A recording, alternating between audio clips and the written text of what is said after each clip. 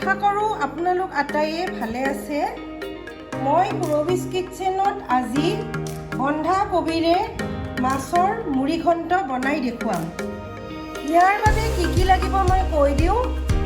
সৰু বন্ধাকবি এটা মই মিহিকৈ কাটি লৈছোঁ। ডাঙৰ আলু এটা টুকুৰ টুকুৰকৈ লৈছোঁ। এফাল মাছৰ মূৰ লৈছোঁ। এটা সৰু পিঁয়াজ ৰুকি লৈছোঁ। 5-6টা কেঁচা জলকীয়া মিহিকৈ কুটি লৈছোঁ। চেনি আন্দাজমতে, নিমখ আন্দাজমতে, হালধি গুড়ি আধা চাহ চামুচ, গৰম মছলাৰ গুড়ি আধা চাহ চামুচ, ভজা জিৰাৰ গুড়ি 1 চাহ চামুচ আৰু ৰেচিপিটো বনাবলৈ মিঠাতেল। প্ৰথমে মই প্ৰেছাৰ কুকাৰত কবি, আলু আৰু অলপমান পানীৰে এটা হুইচেল মাৰি সিজাই ল'ম।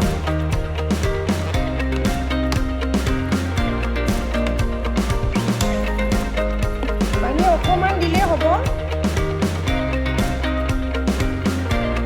অকণমান নিমখ ছটিয়াই দিছোঁ।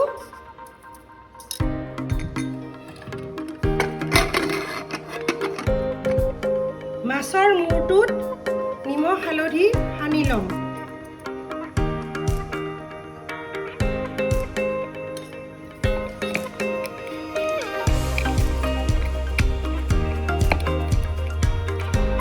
কবি অনুযায়ী আপোনালোকে মাছৰ মূৰটো তেনেকুৱা এটা আন্দাজত ল'ব। মই এফাল লৈছোঁ। কবি বেছি হ'লে এটা মূৰো ল'ব পাৰে। প্ৰথমে কেৰাহীখন গৰম কৰিলোঁ। মাছৰ মূৰ ভজাৰ বাবে তেল দিছোঁ। আন্দাজত দিব তেলটো।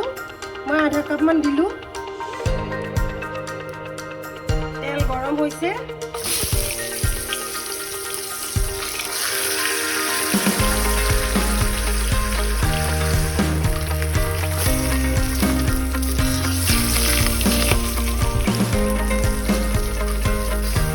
ভজা হৈ গৈছে, নমাই থ'ম।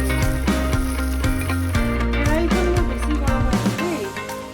একেখিনি ৰৈ যোৱা তেলতে মই গেছটো কমাই লৈ পিঁয়াজ ৰুকাখিনি দি দিছোঁ।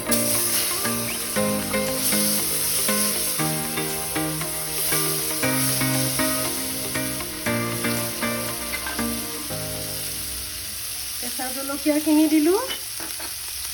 চেনি দিলোঁ।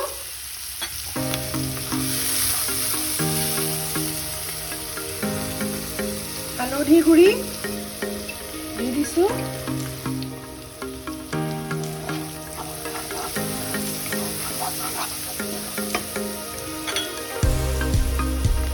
জিৰাখিনিও দিলোঁ।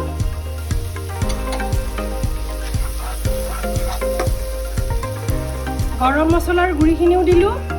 আটাইখিনি মছলা ইয়াত দি দিছোঁ। গেছ কমাই ৰাখিছোঁ মই। এতিয়া মই সিজাই লোৱা বন্ধাকবি আৰু আলুখিনি ইয়াত দি দিছোঁ। চাওকচোন, পানী নায়েই বুলি ক'ব পাৰি, অকণমান পানী ৰৈছে। ইয়াত আটাইখিনি দি দিছোঁ। অতি সহজ পদ্ধতিৰে মাছৰ মুড়ি ঘণ্ট।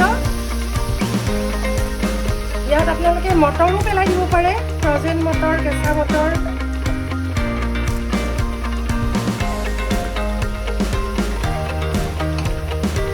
একেলগে মই লৰাই মাছৰ মূৰ পেলাই দিলোঁ। এতিয়া মই আগতে নিমখ দিছোঁৱে, এতিয়া এচিকুট আৰু নিমখ দিম।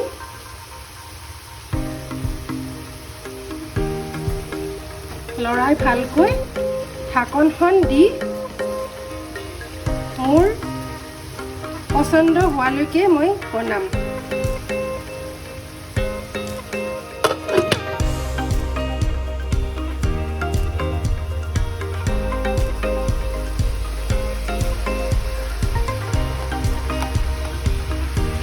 মিনিটমান ঢাকন দি ৰাখিলোঁ।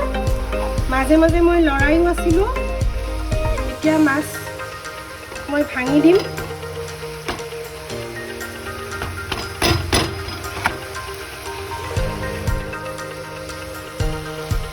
মাছৰ মূৰটো ভাঙি দিব।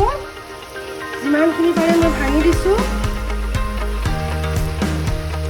আলু সিজি গৈছে ভাঙি চাব আলু ভালদৰে লৰাই এনেদৰে ডাঠ হ'লে নমাই থ'ব এতিয়া মই নমাই থ'ম হৈ গৈছে মুড়ি ঘণ্ট গেছ অফ কৰিলোঁ মই আপোনালোকে বনাই খাই চাবচোন বন্ধাকবিৰে মাছৰ মুড়ি ঘণ্ট খাই বহুতেই সোৱাদ লাগে ভাত সানি সানি খাব পাৰি যোনে যোনে ভাত সানি খাই ভাল পায় তেওঁলোকৰ কাৰণে আৰুৱে ভাল